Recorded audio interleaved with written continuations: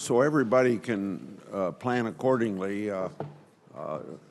Lighthizer, Ambassador Lighthizer, has to leave at 12 o'clock. I want to welcome everybody for our first trade hearing of this Congress. The subject today is the future of the World Trade Organization. The WTO is a critically important institution.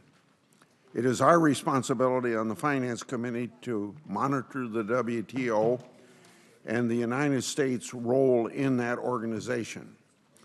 Since the start of the World Trade Organization, international trade volumes have increased by 250%. Countries representing 98% of the global merchandise trade are currently members of the WTO, with 22 more countries negotiating membership. Overall, then, it is indisputable that the World Trade Organization has moved global commerce forward. The rules-based trading system that the WTO promotes and it oversees has been very successful integrating people around the world into the global economy and raising millions of people out of poverty. One of the WTO's primary functions is to serve as a forum for trade negotiations.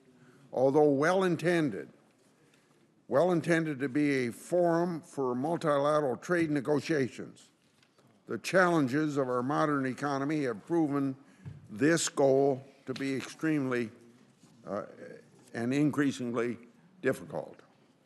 The Doha round of negotiations started in 2001 and resulted in the successful negotiations of the Trade Facilitation Agreement of 2013.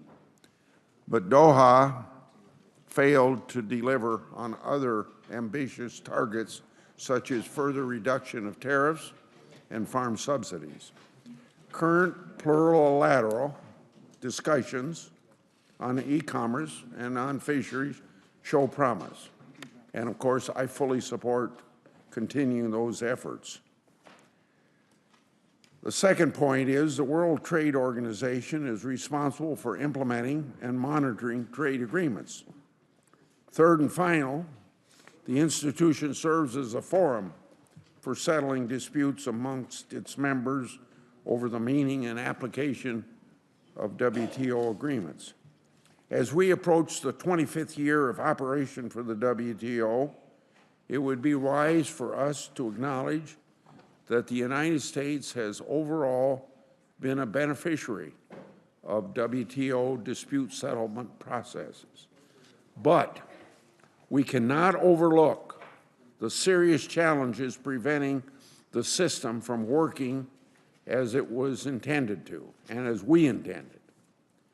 And we must all agree that updates and reforms would improve the effectiveness of the organization. Let's get to the appellate body. It soon could lose a minimum quorum needed to function. That's in particular need of reform. The administration's concerns about systemic and procedural problems with the appellate body are not new, nor are they partisan. 3 presidents on both sides of the aisle have raised concerns for many years about the appellate body, what it does and how it functions, and trying to get reform. The United States first refused to consent to a new appellate body appointment under the Obama administration, and the Trump administration has maintained the same position. So when we see both a person like President Obama and a person like President Trump claiming reform of the appellate body is needed, all WTO members ought to take it as a very serious issue. It's very unfortunate that this tactic is the only way that the United States has been able to get serious attention from other WTO members. I'm not necessarily endorsing this approach, but now we are here Since we're here, we can't waste time lamenting the tactics.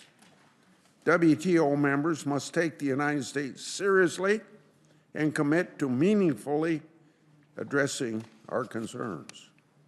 The areas of much-needed reform are not limited just to dispute settlement.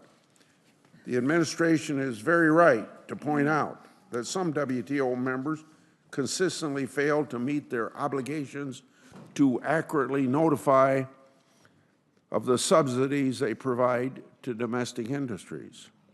This is simply unacceptable. The WTO also needs to address the treatment of state-owned enterprises. State-owned enterprises are becoming more prevalent in the global economy.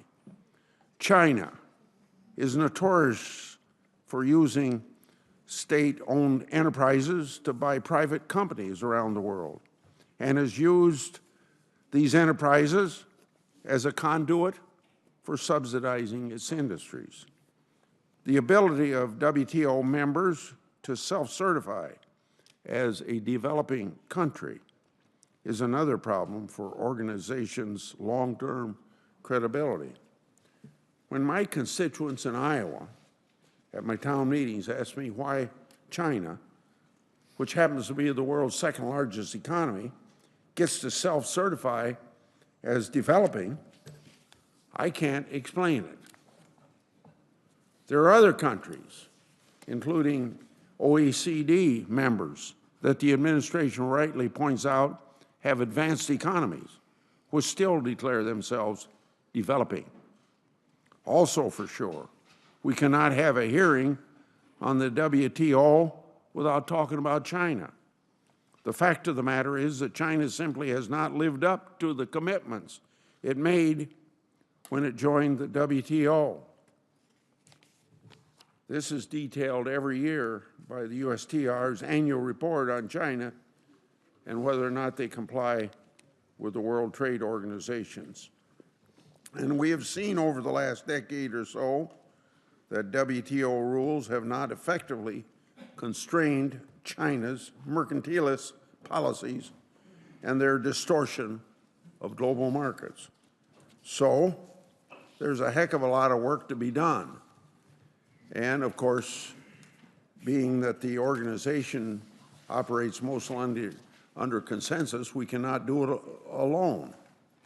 The United States, Japan, and European Union are discussing WTO reform options through a trilateral process that also seeks to address industrial subsidies and forced technology transfers. Partnerships such as this example are critical to showing China that the United States is not the only country complaining. The world certainly has come a long way on trade policy in the last century. I hope to learn from history and never repeat the protectionist mistakes of beggar thy neighbor policies that came about as a result of the infamous Smoot-Hawley tariffs. Yet, there are also many legitimate bipartisan issues that we must address with some of our trading partners and within the WTO.